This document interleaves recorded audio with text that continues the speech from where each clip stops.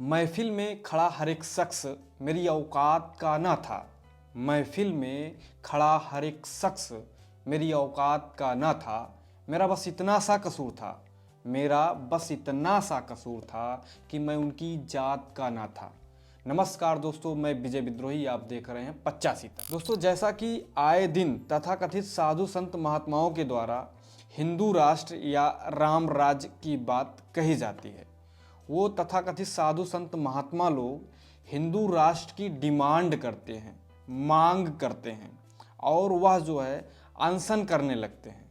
और जब से राम मंदिर में प्राण प्रतिष्ठा हुई है, तैयारी हो रही थी, प्राण प्रतिष्ठा हुई, उसके बाद जो है लोगों में इसकी और चर्चा होने लगी। राम राज्य आ गया या हिंदू राष्ट्र आ गया या हिंदू राष्ट्र हो जाएगा। इन तमाम चीज़ों को लेकर के जब मैं सोचता हूँ कि हिंदू राष्ट्र क्या है या राम राज्य क्या है, तब मैंने कुछ लिखा है, मैं उसको सुनाना चाहता हूँ। लेकिन उसमें क्या लिखा है, उसका आधार क्या है, मैं उसको पहले बता दूँ। मैंने जो लिखा है उसका आधार है वर्ण व्यवस्था, उसका आधार है संभूक वध, उसका आधार है एकलव्य का काटा गया अंगूठा, तमाम चीज़ें। और जिस तरीके से आज वर्तमान समय में भी जात के आधार पर, वर्ण के आधार पर भेदभाव आज भी होता है, उसके आधार पे तो क्या है पंक्तियों में मैं आपको बता दूं। इसमें किसी भी जाति, धर्म, संप्रदाय, लिंग या किसी भी प्रकार का किसी का विरोध नहीं, बल्कि जो हमने देखा है, जो लिखा है, उसको अपनी पंक्तियों में स्थान दिया है। जो हिंदू राष्ट्र की डिमांड करते हैं, जो साधु संत महात्मा, जो तथाकथित साधु संत महात्मा है, डिमांड करते हैं हिंदू राष्ट्र की, उनकी मंशा क्या है हिंदू राष्ट्र के पीछे, what is thought behind Hindu राष्ट्र, इस पंक्तियों में के माध्यम से मैं आपको बताऊंगा। तो चलिए स्टार्ट करते हैं कि हिंदू राष्ट्र कब कहलाएगा, इसके बारे में मैं अपने पंक्तियों के माध्यम से बताऊंगा। तब भारत हिंदू राष्ट्र कहलाएगा, तब भारत हिंदू राष्ट्र कहलाएगा जब पासी सुअर यादव गाय चराएगा। तब भारत हिंदू राष्ट्र कहलाएगा जब पासी सुअर यादव गाय चराएगा। अब यहाँ राम राज्य लाया जाएगा, वेद मंत्र सुनने मात्र से कानों में शीशा पिघलाया जाएगा। जो धर्म बात बात पे खतरे में आ जाता है, जो धर्म बात बात पर खतरे में आ जाता है, ओबीसी का अधिकार जम के खाता है। मटकी में पानी पीने से नहीं आज़ादी, मटकी में पानी पीने से नहीं आज़ादी, धर्म भ्रष्ट हो जाता है। अरे राम, इतना कमजोर धर्म ये चीन से कैसे लड़ पाएगा। आगे क्या होगा, सुंग वंश का राज होगा, सुंग वंश का राज होगा, संभूक हत्या का आगाज होगा। अब कटेगा अंगूठा एकलव्य का। शुंग वंश का राज होगा, संभूक हत्या का आगाज होगा, अब कटेगा अंगूठा एकलव्य का।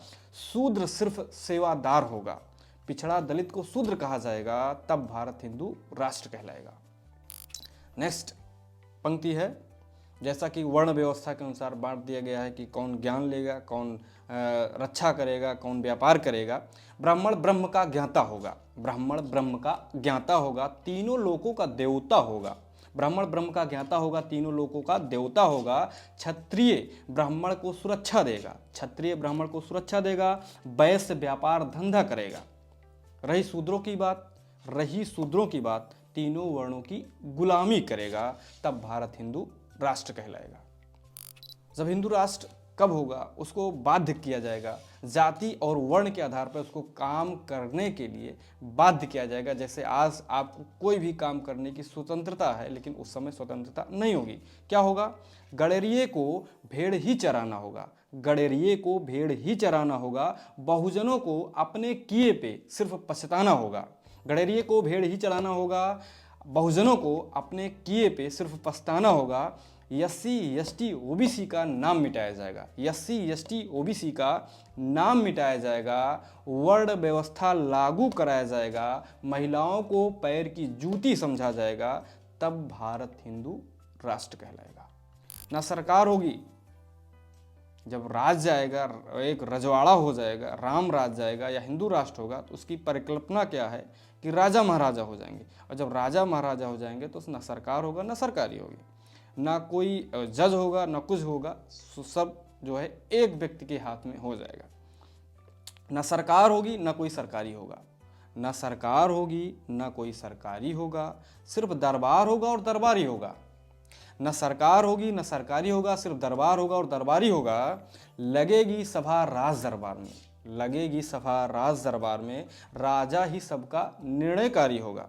लगेगी सभा राज दरबार में, राजा ही सबका निर्णयकारी होगा। न जज होगा न वकील होगा, ना जज होगा ना वकील होगा। बलात्कारी को बरी, गलत को सही कहा जाएगा, तब भारत हिंदू राष्ट्र कहलाएगा।